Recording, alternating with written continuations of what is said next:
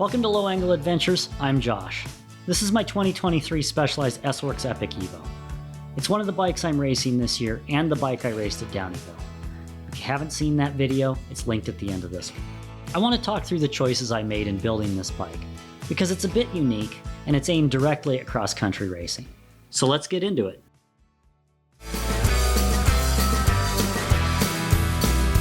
Real-world epics, training, racing, and figuring out how to balance it all with life's demands. This is Low Angle Adventures.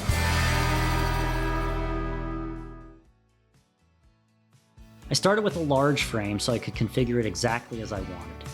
Then I selected each part based on how I was going to use the bike and on my budget. The big deal here isn't necessarily the weight.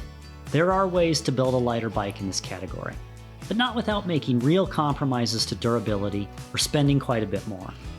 Probably the significance here rests on the fact that this isn't a bike show build. This is a bike I ride every day, all season. It's durable, tough, and race ready at this weight. And when you see imperfections, it's because I ride it. Maybe the first thing to notice is that it's a full cable build with a SRAM drivetrain. Call me a Luddite, but I'm not a fan of components that manage to be both heavier and more expensive than what's already available. The only real downside to this setup is that it creates a mess of cables and brake lines coming off the bars, which I don't love.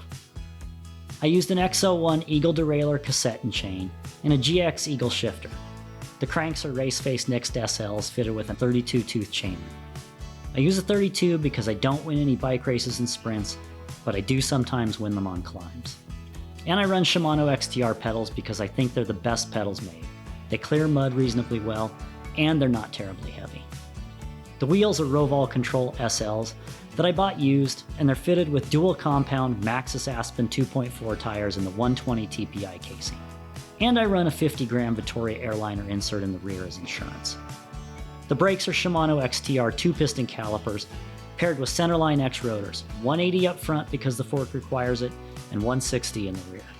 The rotors are light and fairly cheap, and they're attached with titanium bolts.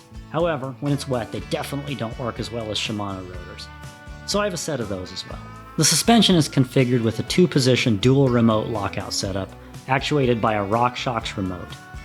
The fork is 120mm SID Ultimate Race Day, and the rear shock is the stock SID Lux, set up with a cable-actuated eyelet assembly.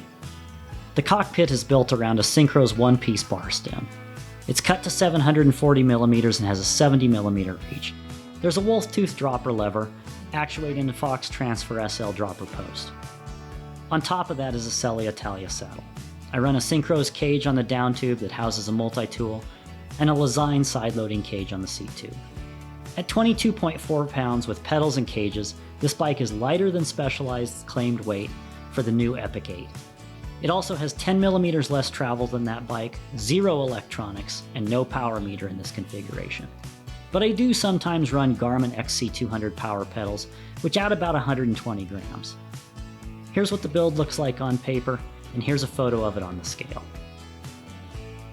As always, thanks for watching, and if you have any questions about this bike, let me know in the comments.